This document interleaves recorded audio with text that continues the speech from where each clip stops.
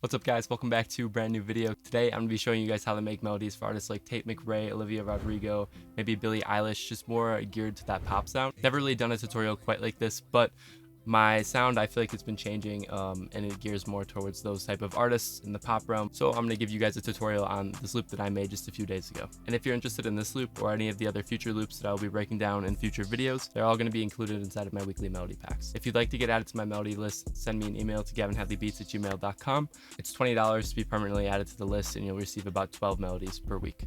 And if you are interested in even more melodies, I released a guitar loop kit last week. It is the Panoramic guitar loop kit and it's available for $15 over on my BeatStars, which is going to be linked down in the description. Feel free to follow me on Instagram, and with all that said, let's get into the video. First off, I'm going to play you guys the loop and I'm going to go through my process. The way that I came up with this loop is actually not how I normally come up with my loops, so it's why I want to break it down for you guys today, because it's a really unique way of thinking. All right, so here's the loop.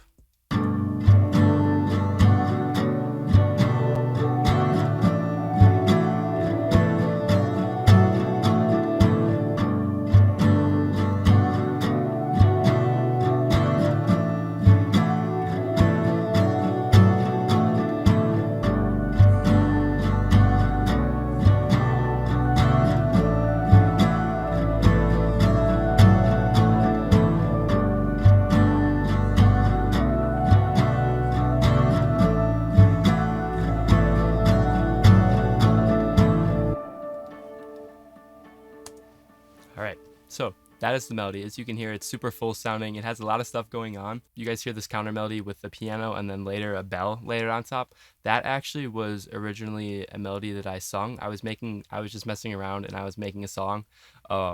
And I sung that melody for like the hook, and then I'm thinking, well, I don't have the best vocals and I want this to be in a melody pack, so I might as well take that melody that I sung and just transfer it over to MIDI. A super easy way to do that is with a software called Melodyne. If you guys are interested in this technique, I do have a video on Melodyne. It's going to be around here somewhere or linked in the description. Feel free to go check that out if you guys are curious on how I actually did this. The first thing I'll do is break down the guitar really quickly, because it's also an interesting guitar technique that I used. Instead of doing like the classic tuning of the guitar, I use this tuning instead. Basically, it just makes it so you can play different sounding chords and stuff without really having to use as many of your fingers, and it makes it easier if you know how to play the guitar and you know your way around the original tuning. If not, I mean, you can still do cool stuff, don't get me wrong, but I'm going to show you guys what I did. And I also have a capo on the 2nd fret, but this is what it sounds like if you just strum it. As you can hear, it kind of sounds beautiful. I mean, but literally no fingers down.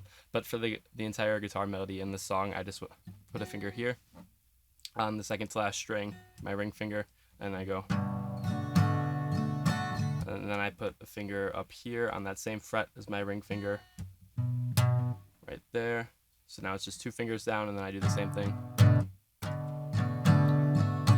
And then I move down 2 frets. I put my finger on the lowest string here, and I go up 2 strings and put another finger down. So it's looks like this. These 2 guys are down. And with all that put together, you do this.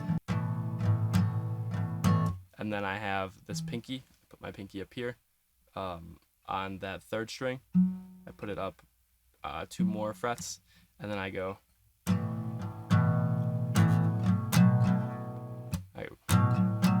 I remove the pinky, and then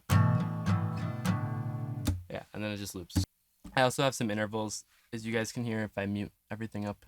I believe these are I also double track the guitar, so basically what that means is you do 2 of the same takes and then you just pan 1 left and 1 right. Sounds like this.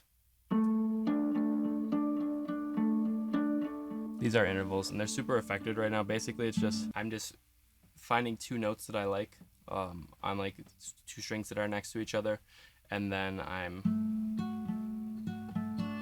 can move like a pinky up here if I want. Yeah, just coming up with a little bit of a pattern there. I do this in like almost all of my guitar melodies. It's just a super easy way to fill up space. And yeah, that is it for all of the guitar pieces. I believe there might be like another interval thing that I layered on top, but it's not too important. After that, I just have a guitar, like a hit like this. I kind of wanted to emulate the guitar hit that's in Male Fantasy by Billie Eilish. So this is the double track guitar right here. I just have an EQ cutting out some frequencies, some low end frequencies right here that were clashing, sounding obnoxious, boosted the highs a little bit, a Volt compressor just to sort of tighten the sound up a little bit, and then another EQ to remove some more frequencies right here, and then lessen the low end. And then I have an Ozonate Elements on it's one of these guitar presets here, the guitar depth preset, and then I just messed around with the imager a little bit to make it a little bit less wide than what the preset added. This is what it sounds like before effects, and then after.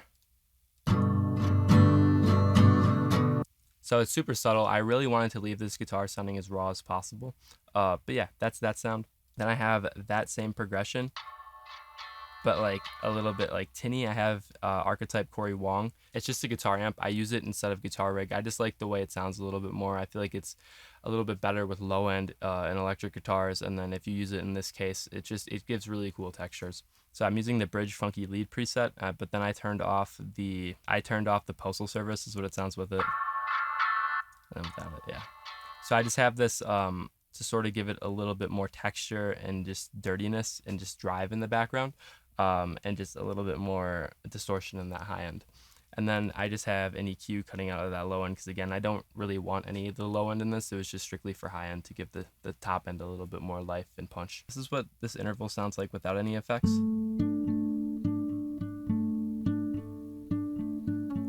So the first thing I did was add an EQ, just getting rid of some of that low end because, again, we don't really need it. Crystallizer, muffled up octave, that's one of my all-time favorite presets. This is what it sounds like before and after. Just a really cool sound. And then a delay. It's just like the default preset on Fruity Delay 3, and then I just turned down the wet a little bit. I wanted something super strong and just with a lot of sustain at the end. As you guys can hear, it just goes on forever. And then I have Ozonate Elements, just widening the sound a little bit. I have this. Same presets, I just put them in the same effect chain.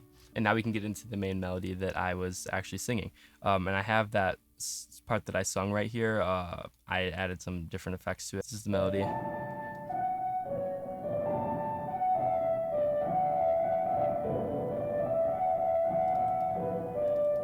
And this is also super good. If you're a songwriter, this is a super viable technique because songwriting doesn't have to be like you come up with lyrics and stuff necessarily. I mean, that's what I did for this, but the lyrics that I sung were terrible. So I just found that using the MIDI that I sung was just so much better because it still gives that artist the melody that you have in mind for them to sing, but maybe gives them a little bit more of a chance to make their own lyrics if that's something they're looking for. Definitely a lot of potential doing this strategy because I can put it in weekly packs. Again, since I have this sort of melody, this is never something that I would create just if I was clicking in notes, something really only my voice could do. So I could send it out to certain artists and explain sort of the situation and what I think they could maybe do with this melody that I put into MIDI. Say I click this in, my thought process, honestly, just grow your ear, make what sounds good to you. I know it sounds not helpful at all, and is it helpful? I mean, that's for you to decide. For me, it's just a lot of trial and error. I regularly make counter melodies and stuff and delete them and just make different ones. There's so many different ways that you can take each individual melody. There's no wrong way of doing it. But yeah, that's really just my thought process behind it. If you're going to want to look out for certain things, if you're looking at a MIDI, one thing that I will say is having call and response melodies is one of the best things you can do for making your melody maybe a little bit better. What that means basically is just watch how these bounce off of each other. Let me get rid of the effects. We have this.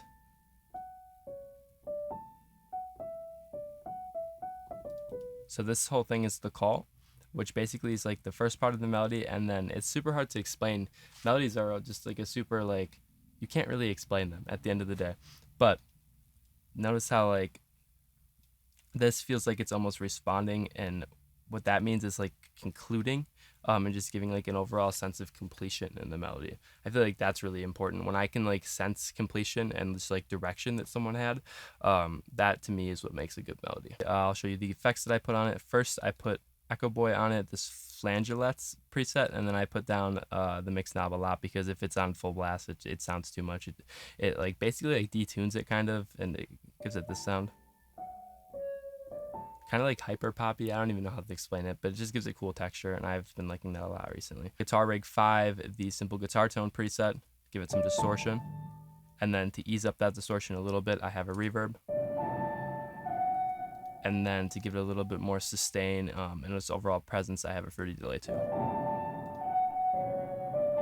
So yeah, it's super distorted right now, but later on we layer it and give it a bunch of other cool sounds to sort of overlap with. So first we have this expand preset playing the same exact thing.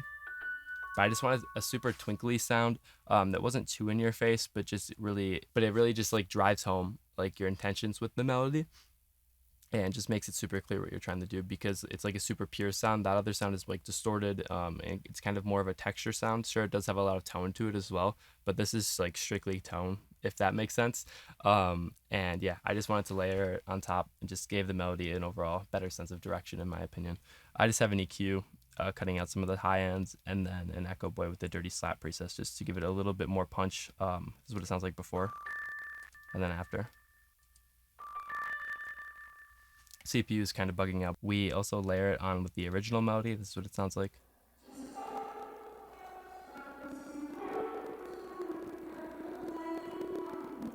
Yeah, basically I have it at its normal octave here.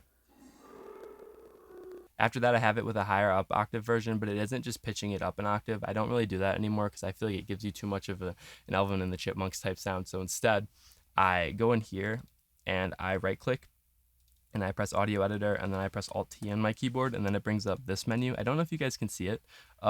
Maybe I'll insert a picture of it, but basically you're going to want to turn your pitch course up 12 semitones, and then you're going to want to make sure the fine tuning is like in the middle, multiply in the middle, time multiplying in the middle, the method like E3 generic or something, and then you just mess around with these knobs and it gives you a more natural up an octave sound. Basically it like blends in the normal octave and then the pitched up version in a much more natural way. So it can actually like make, if you are a good singer, I would not consider myself a good singer, but it creates like a more natural like female sounding voice. I find definitely a super useful tool, especially when you pair it with effects and stuff. So I have both of those layered together, all of the same melody.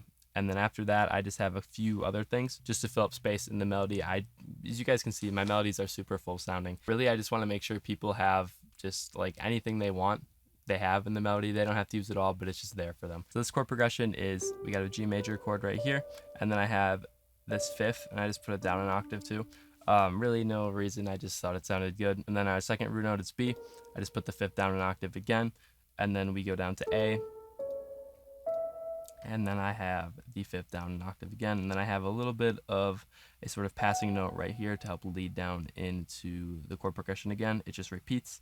Randomize velocities a little bit, and then I added a reverb just to help fill up a little bit more space, give it more of a dreamy sound, and then an RC20 retro color too, just dirtying it up a little bit. I like to add really simple tones in my loops, just like two notes normally that alternate back and forth between each other. As you can see here, we have F sharps and then we have E's, and then I just layered them in octaves just to help fill up the sound a little bit. I thought that it needed a little bit of a lower octave sound. This just helps sort of add emotion, I find, and just fill up space again. And I feel like a lot of pop songs do it, rap songs as well.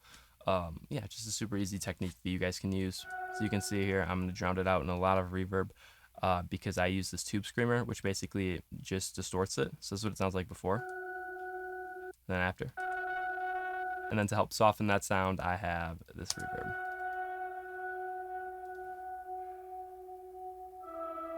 And that just goes on the entire time. We have a bass following the root notes again. Just Omnisphere, the Growler Moog bass, one of my favorite basses of all time.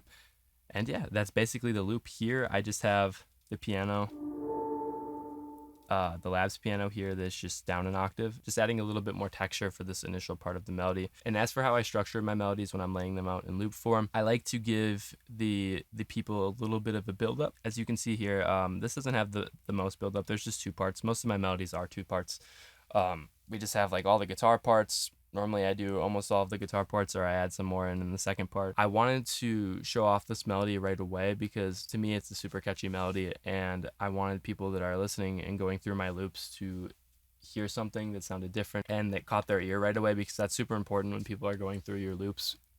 You don't want to wait to add in all of your cool sounds. I just wanted to give them a little bit of a taste here, and if they like what they were hearing, then they get a little bit more of a surprise here when everything else comes in and really just creates a nice full sounding loop building off of that initial idea, if that makes sense. So yeah, that's why I do that. It's super important to have one of like your favorite elements in the melody at the beginning. You don't want to save everything for the second part, but just from a loop maker's perspective, I feel like it's a pretty viable strategy to do something like this. I hope you guys enjoyed the video. I hope you were able to learn something today as well. Comment down below what other type of tutorials you guys would like to see from me.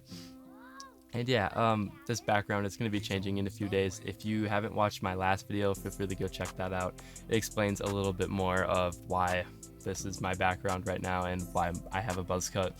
So yeah, if you're interested in any of that, feel free to check out that video. I'm going to be doing plenty more of those videos.